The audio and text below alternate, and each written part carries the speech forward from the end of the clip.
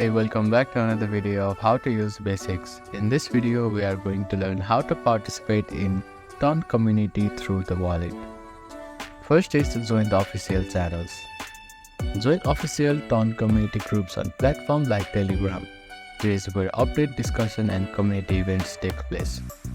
Follow Ton official account on platforms like Twitter, Reddit, or Discord for the latest news and community interaction. Engage in discussion with other community members in forums or social media. Share your insights, ask questions, and learn from others.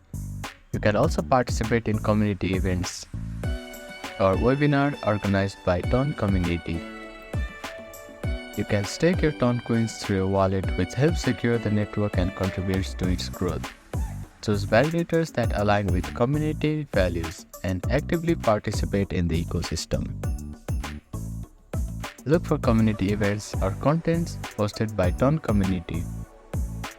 Participate to showcase your skills and connect with others. Share your experience and suggestions for improving the wallet and community service. Feedback helps the developers understand user needs and improve the ecosystem.